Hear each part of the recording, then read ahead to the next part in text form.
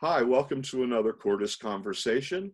This time, Tim Harrell, our music director, and I have with us Joy Hirokowa, and that is, of course, Dr. Joy Hirokowa. Joy is the founder and artistic director of the Bel Canto Youth Chorus. She's earned numerous degrees, including a bachelor's degree and a master's degree from Temple and a doctorate of musical arts in music education from Boston University. We celebrated when you got that doctorate, huh? That was fun. Um, Joy is a frequent guest conductor and clinician, and as I say, she's the founder and director of the Bel Canto Children's Choir. The Bel Canto Children's Choir, also known as the Bel Canto Youth Chorus, has performed locally, nationally, and internationally, is very well known, and has worked with Cordus Mundi before, and we're very happy about that.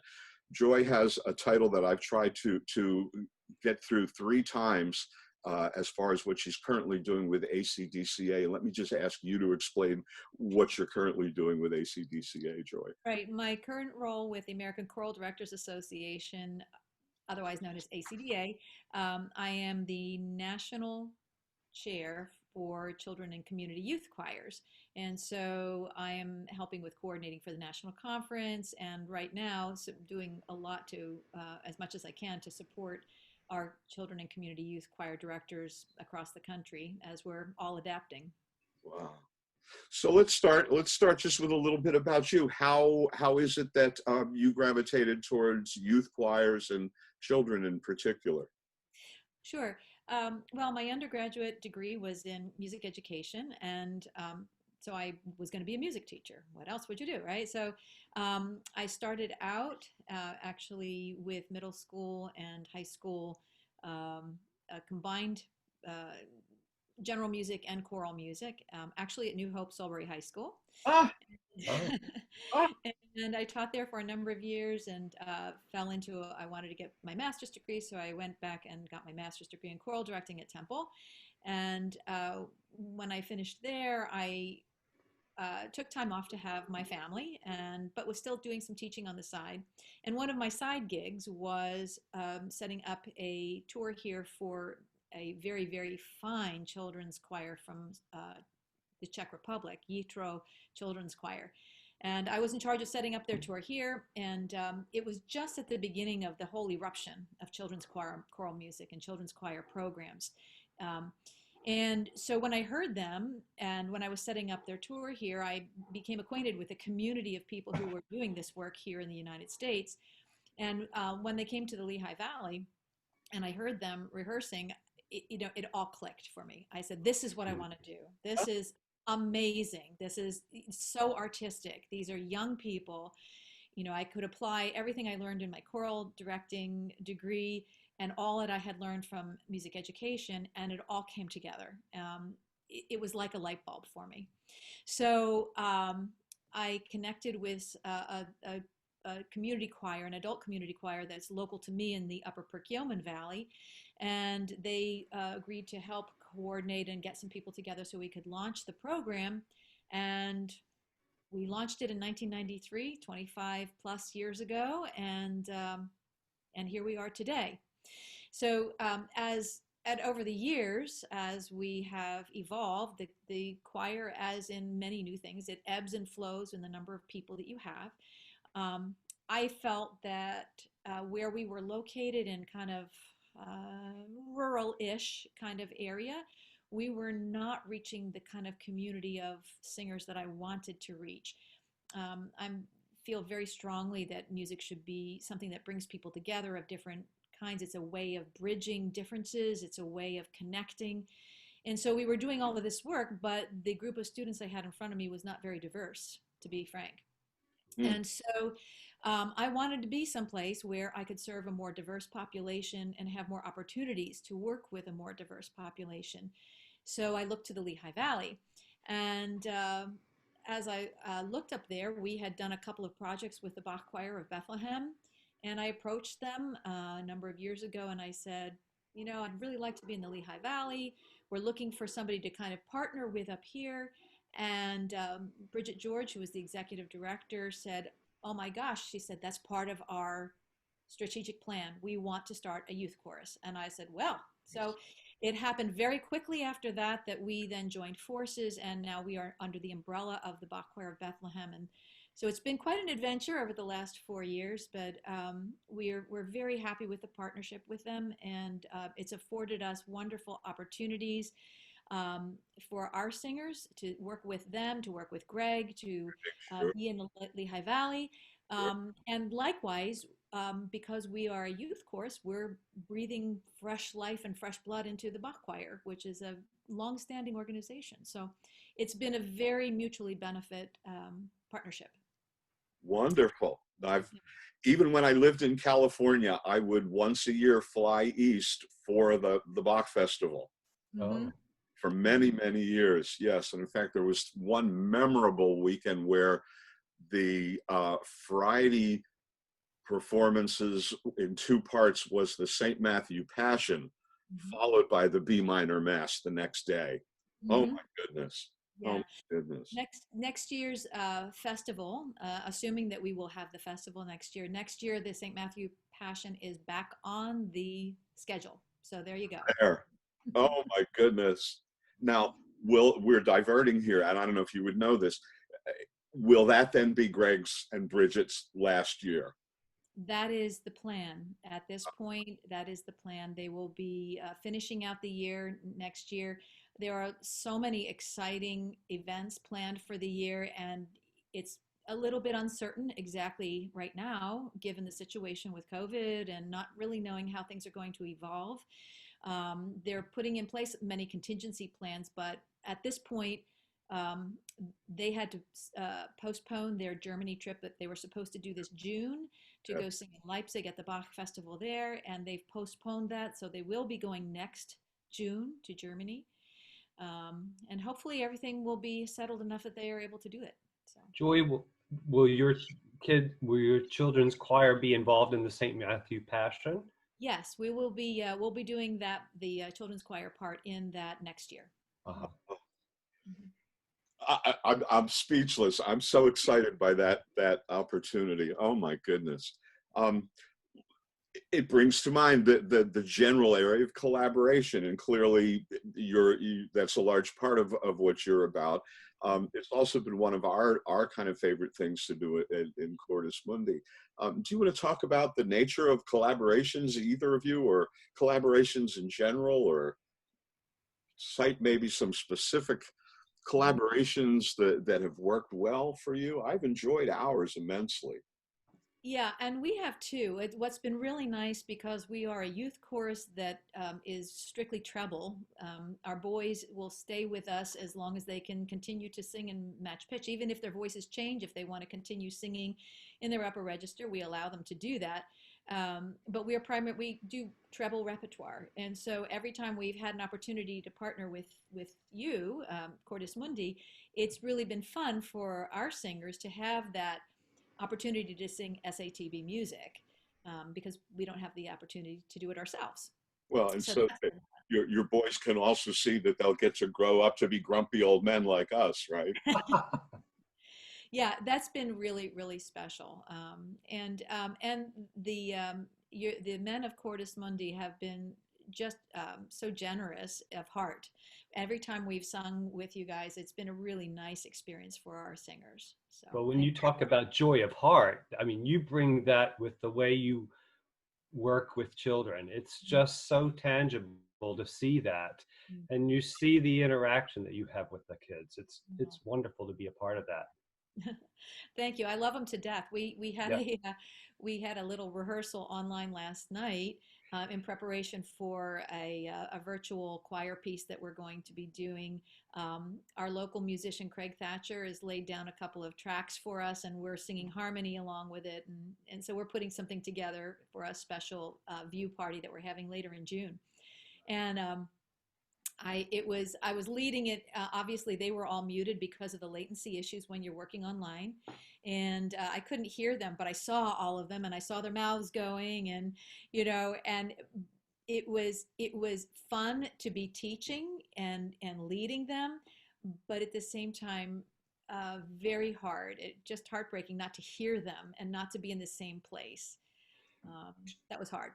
Do you have some thoughts on keeping the voice active during this pandemic time, since you won't see your children regularly. I heard a senior the other day express her concern after 3 weeks of not singing when she went back to try something, how difficult that was with just 3 weeks off. Mm-hmm. You know, that's an interesting question. We have a vocal coach, Gail Grossman, who works with us quite regularly, and she is now doing all of her teaching online via Zoom lessons. It's quite remarkable. And what she has found, and there's an upside and a downside to this.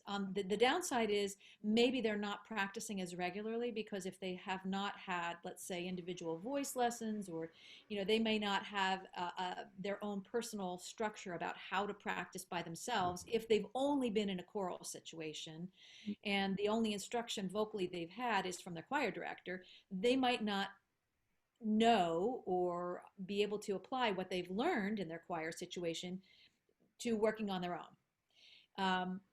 But what we found is because the young people are all at home, they're not running from place to place, they're rested, they're relaxed, they're not pressured. What Gail is finding is that her singers are singing better because they don't have the stress, because they're rested. And so, there's an upside to that.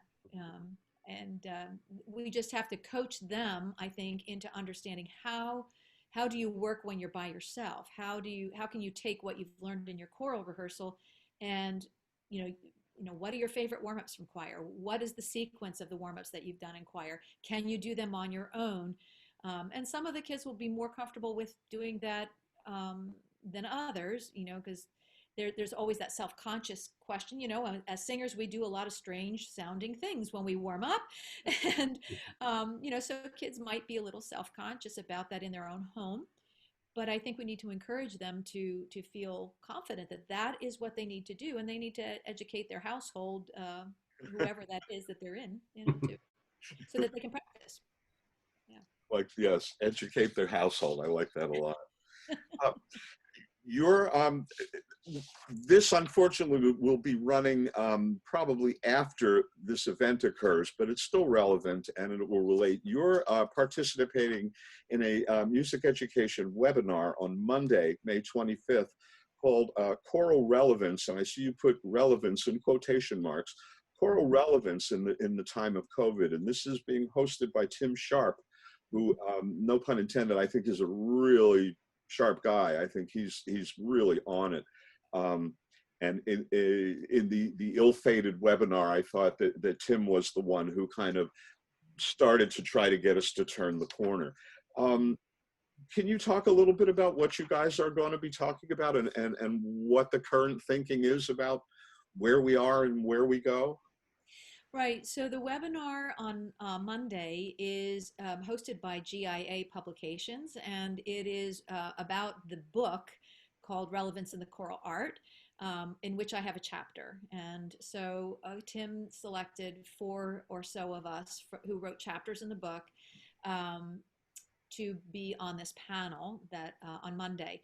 The book actually came from a seminar that took place, let's see, it was November of 2018 in North Dakota. It was a seminar on relevance in the choral art. And people came from all over the country to talk about what they were doing to make choral singing relevant in their communities, within their community of the choir and outside of the community of the choir. So we had people talking about everything from prison choirs to working with special needs to thematic programs that had a particular message that they wanted to have delivered. It was very broad ranging.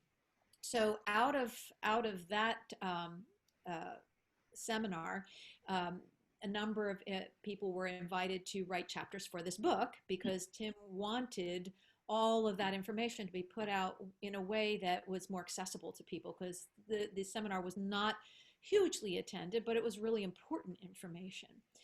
So the book is now published, and so this webinar on Monday is to talk about what that is and what are the different things that we can do in choral music. My chapter was specifically on the Choral Village program that I've been running for, I think, 4 years now, which the objective is it's geared towards middle school students, and the objective is to build community and communication through music.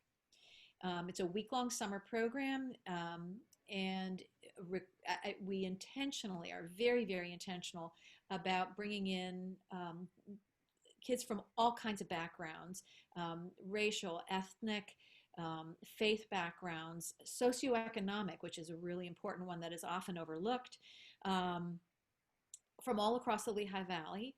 And it has to be a diverse group because you're not going to build the kind of communication if everybody's the same. I mean, it sort of doesn't serve the purpose, right? So we're very intentional about having diverse kids. And I have two clinicians that I work with every year who are wonderful.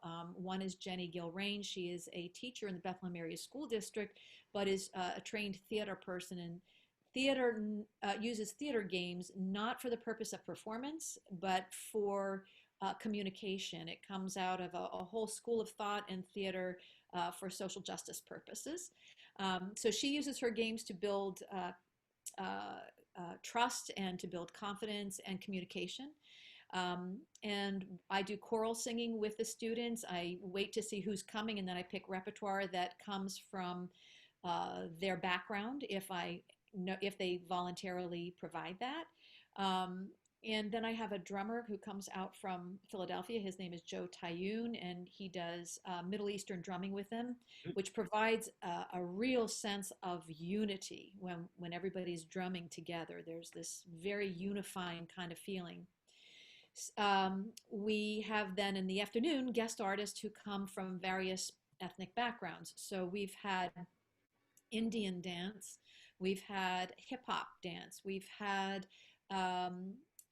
Appalachian folk dance, we've had Middle Eastern dance, we've had Ukrainian dance, we've had music from all kinds of different backgrounds, and we try to pull people directly from our community in the Lehigh Valley. It's a really rich and diverse community if you seek these people out, but they're not necessarily obviously out there. So you have to do your homework and find. And then we provide lunch for the kids that is from the same heritage of whatever culture is being presented in the afternoon. So it is, and then we sing at the end of the day. So we open with singing, we do all of these activities. It's very integrated, it's very tied in.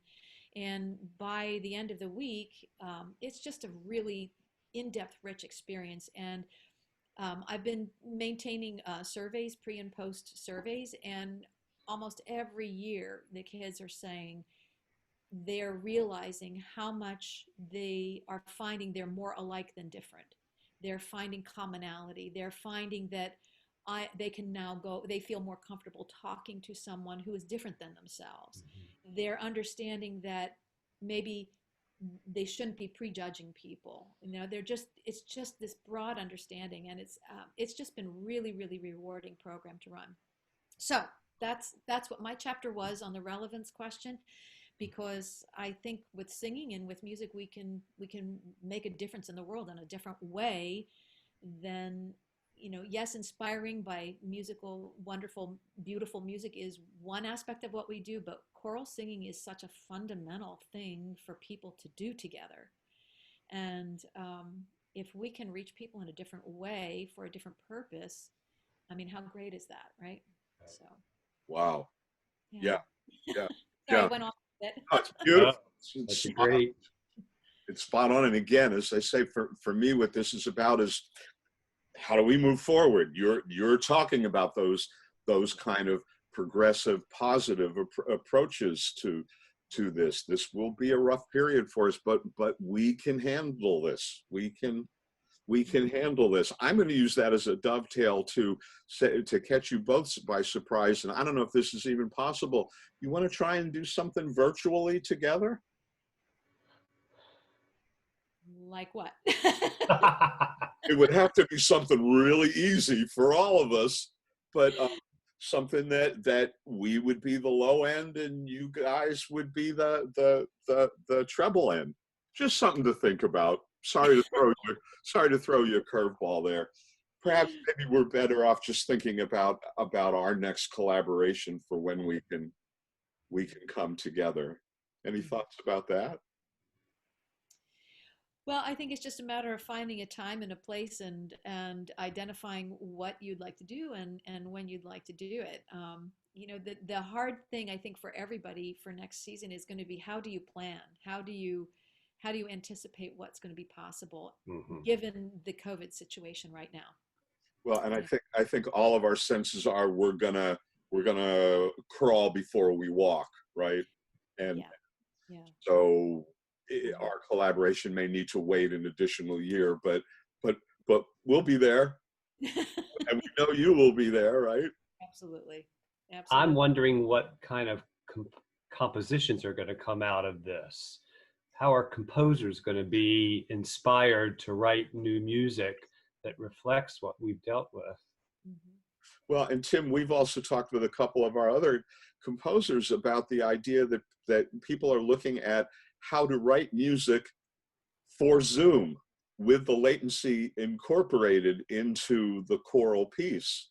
An interesting theory. Haven't seen or heard any of these pieces yet, but I don't know. I think that's kind of intriguing as well. Some new stuff will come out of this and will remain part of our repertoire, even once we get out of this, I think. Well, Joy, are there some pieces that you might want to do in the future with us? I mean, that you can't do without men. We should put it to you to think about something as well. I mean, we can all think on those. Oh, there's so much wonderful repertoire out there. There were a number of things that I had kind of in the back of my mind to do with the Lafayette Choir next season, which I won't be leading next year, but mixed voice repertoire that I have in my mind. You're asking me. I don't have my pile right next to me No, here. So. I don't mean. Yeah. All right, but we're all on record as agreeing that there will need to be the next collaboration. So we can't deny it now because whoever hears this will know it. Will know it for sure. Yeah. We're willing partners. Yeah, that's wonderful. Can I share with you one of my favorite memories of working with you guys? Please. Please. So I know, I'm sure you will remember this moment. This was quite a few years ago.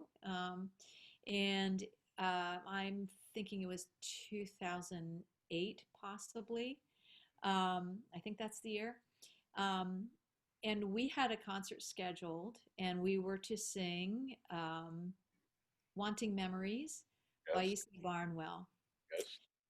And that week, we had a rehearsal on a Monday night, and we talk about choral relevance and the importance of what we do. This is my story that because it was such a gift that you guys gave me. And that was the Monday that we had our rehearsal. My father had passed. Yes.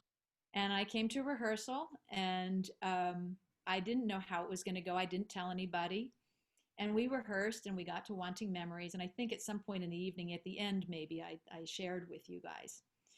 And we got then to the concert, and I told everybody, I said, I don't know if I'm going to be able to get through this, because Wanting Memories is such a special, special piece.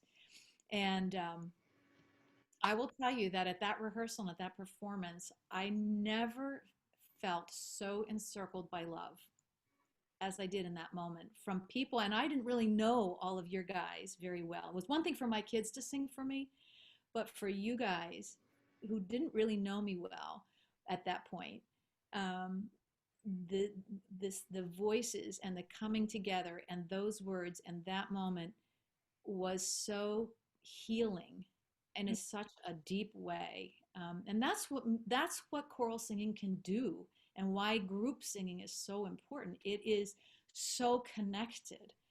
I will never forget that moment because it was just, and I've shared this story with many people. It was just such an amazing, amazing thing. And I've said to so many people, singing together heals you in a way that is unlike no other. So I thank you and your ensemble because that is such a precious memory for me. You've spoken so eloquently. I don't think there's much else for us to add other than for us to say to you, we love you, Joy Hirokowa. We always have, and we always will. Oh, Always thank you. will. The feeling's mutual, guys. Um, I can't think of anything to add to that. You guys, anybody want to close this off? Should we sing something? No, that doesn't work. I think it's going to be a little hard to do that, Rick. See, I I'm will. pushing. I will say that for the moving forward in the fall, I think this is why it's so important that we not feel discouraged and that we not feel that, oh my gosh, this is the end of choral singing. It is not the end of choral singing. It is not the end of people singing together because we have to do this. People are compelled to sing together. Um, and whether it's in a professional choir or in your congregation at church, people need to sing together. So it's not over. We just have to adapt for a while, and we'll get back.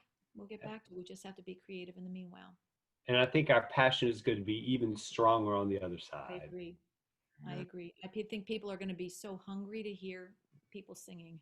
Yeah. Yeah.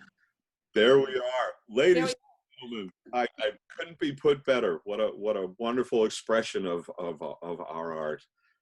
I personally thank you both. This has been more than wonderful. Yeah. We'll meet again. Thank you for putting it together, Rick. It has been fun. Our pleasure. Thank you. Okay.